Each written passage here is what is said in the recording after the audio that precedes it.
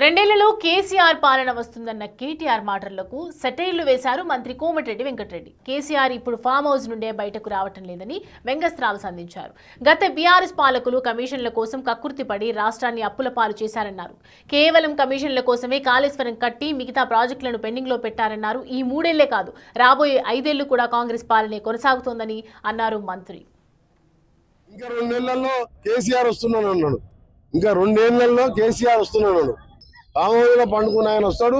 ఇలా ప్రజల కోసం పనిచేసే ముఖ్యమంత్రి ప్రతిరోజు ఈ రోజు పేదలకు ఏం చేయాలి, ఆగిపోయిన ప్రాజెక్టులు, నిన్న SLBC ప్రాజెక్టు వేసిన ముఖ్యమంత్రి గారు మేము కూడా ఆగిపోయిన ప్రాజెక్టులు ఒక కాళేశ్వరం తప్ప కమిషన్ల కోసం ఏ ప్రాజెక్టు చేయలే.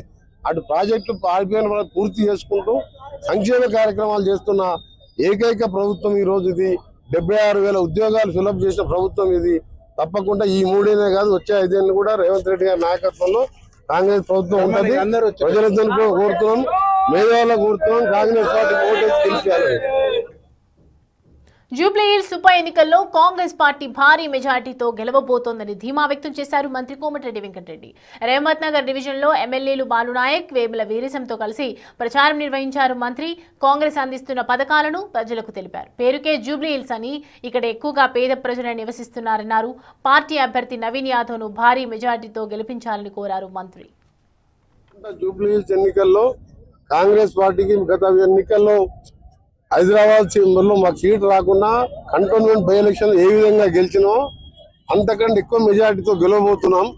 ఈరోజు మాకున్న ఫీడ్బ్యాక్ కానీ, ప్రజలకు మేము చేస్తున్న కార్యక్రమాలు కానీ, ఆర్థికంగా ఇబ్బందులున్న రాష్ట్రాన్ని అప్పులపాలు చేస్తే అయినా ఈరోజు రాష్ట్రాన్ని ఒక విధంగా పేదలకు 2 పూటలు అన్నం పెట్టుకుంటూ సన్న బియ్యం లాంటి కార్యక్రమాలు 10 సంవత్సరాలు కనీసం రేషన్ కార్డు ప్రింటింగ్ కూడా చేయలేని పేదల వ్యతిరేక ప్రభుత్వం 10 ఏళ్ళు మిగులు బడ్జెట్ ఉన్న రాష్ట్రాన్ని అప్పులపాలు చేస్తే ఇలా గౌరవ ముఖ్యమంత్రి రేవంత్ రెడ్డి గారి నాయకత్వంలో ఈరోజు మంత్రులను కానీ, ఎమ్మెల్యేలను కానీ, ఎంపీలను కానీ, ఎమ్మెల్సీలను కానీ, కార్యకర్తలు కాంగ్రెస్ పార్టీ ఈరోజు ఇందిరమ్మ రాజ్యం, పేదల రాజ్యం అని చెప్పి నిరూపించుకుంటానికి మీకు తెలుసు.